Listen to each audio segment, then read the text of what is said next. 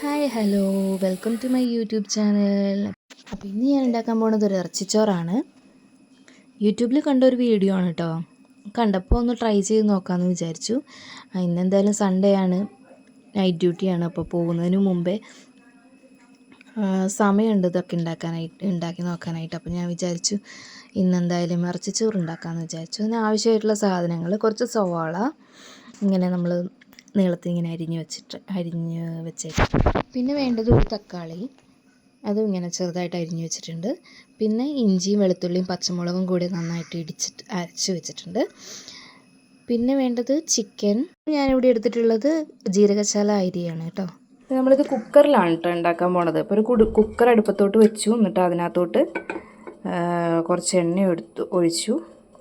അതിലേക്ക് നമ്മൾ അരിഞ്ഞ് വെച്ചിരിക്കുന്ന സവോള കുറച്ചിട്ട് കൊടുക്കുകയാണ് കേട്ടോ.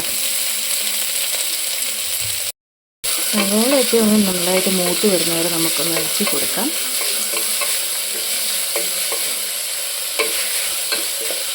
കുക്കറിലായതുകൊണ്ട് പെട്ടെന്ന് പരിപാടിയായില്ല. ഒക്കെ ഒന്ന് നന്നായിട്ട് വഴണ്ടി വന്നിട്ടുണ്ട്. അപ്പോൾ നമുക്ക് അതിനകത്തോട്ട് തക്കാളി മുറിച്ച് വെച്ചിരിക്കുന്ന തക്കാളി ആഡ് ചെയ്ത് കൊടുക്കാം.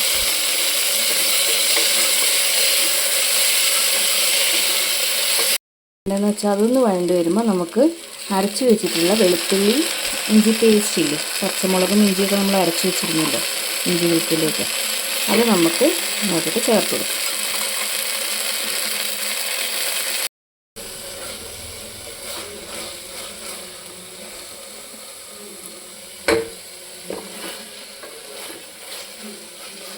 ഇതങ്ങനെ വഴന്ന് ഒക്കെ വന്നിട്ടുണ്ട് കേട്ടോ. നമുക്കിതിനകത്തോട്ട് പൊടികൾ ആഡ് ചെയ്ത് കൊടുക്കാം. ഇതിന് പൊടികൾ ചേർക്കുന്നതെന്ന് പറഞ്ഞിട്ടുണ്ടെങ്കിൽ കുറച്ച് മല്ലിപ്പൊടി, ഒരു 2 സ്പൂണോളം മല്ലിപ്പൊടി, ഗരം മസാല, മഞ്ഞൾപ്പൊടി, ഇത്ര മാത്രമേ ചേർക്കുന്നുള്ളൂ കേട്ടോ. നമുക്ക് അതിനകത്തൊക്കെ ഇട്ട് കൊടുക്കാം.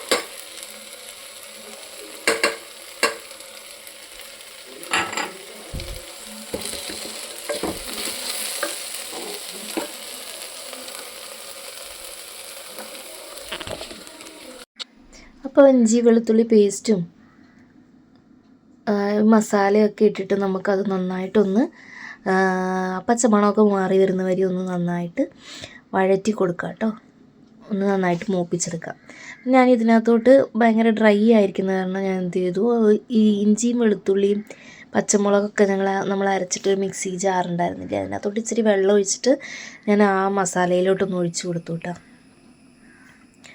നമുക്ക് നന്നായിട്ട് ഇളക്കി യോജിപ്പിച്ച് ഇച്ചിരി ഒന്ന് നന്നായിട്ട് മൂപ്പിച്ചെടുക്കാം. ഇതിനകത്ത് ആഡ് ചെയ്തിട്ട്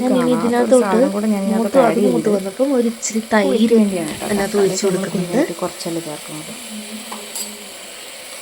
തൈര് ഒഴിച്ചിട്ട് നമുക്കൊന്നും കൂടെ ഒന്ന് നന്നായിട്ട് മിക്സ് ചെയ്ത് കൊടുക്കാം. ഇച്ചിരി തൈരും കൂടെ ആഡ് ചെയ്ത് നന്നായിട്ട് മിക്സ് ചെയ്യും. മസാലയൊക്കെ നല്ലപോലെ സെറ്റായി വന്നിട്ടുണ്ട്.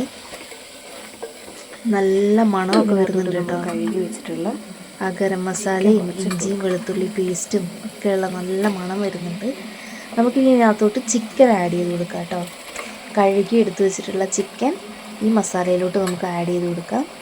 ഇറച്ചിച്ചോറിന് ആവശ്യമായിട്ടുള്ള ഇത് മതി കേട്ടോ. ഒരുപാട് ചിക്കൻ ആയാലും ചോറ് കഴിക്കാൻ ടേസ്റ്റ് ഉണ്ടാവില്ല കേട്ടോ.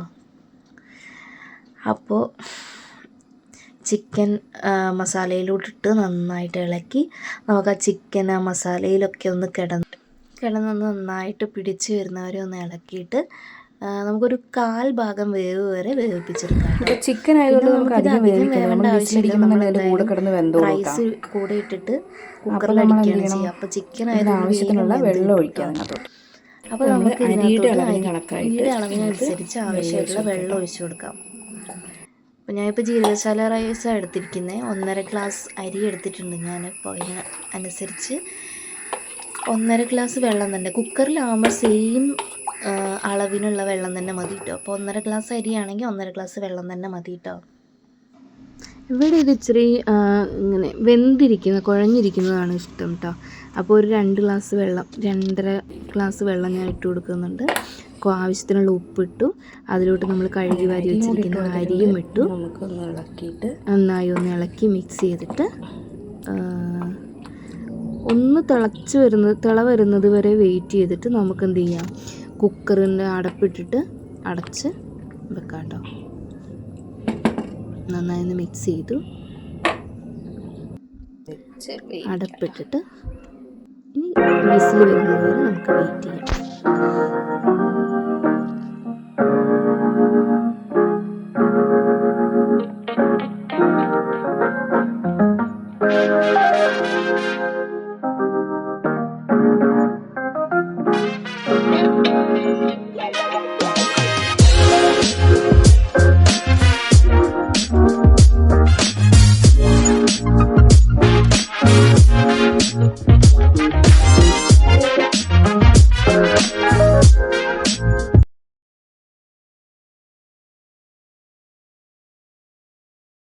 അപ്പോൾ അങ്ങനെ ഒരു വിസിലടിച്ചു.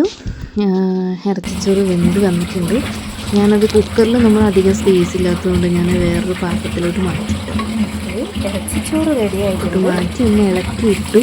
ആ ചൂടോടെ തന്നെ ഞാനൊരു പാത്രം വെച്ചിട്ട് അടച്ചു വെച്ചു കേട്ടോ. ആ ആവിയിൽ ഒന്ന് ഇച്ചിരി കൂടി ഒന്ന് വെന്ത് കിട്ടാൻ വേണ്ടിയിട്ട്.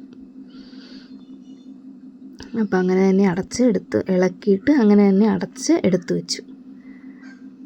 എന്നിട്ട് നമുക്കൊരു 10 മിനിറ്റ് കഴിഞ്ഞിട്ട് തുറന്ന് നോക്കാം കേട്ടോ. ചൂടൊക്കെ ഒന്ന് പോയി കഴിഞ്ഞിട്ട് തുറന്ന് നോക്കുന്നതാണ് നല്ലത്.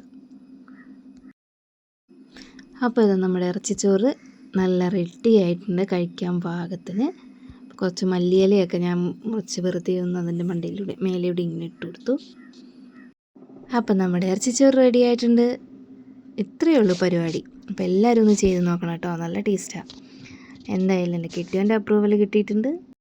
അപ്പോൾ ഇത്രയേ ഉള്ളൂ കേട്ടോ. ഇനി ഞങ്ങൾ ഫുഡ് അടിക്കട്ടെ.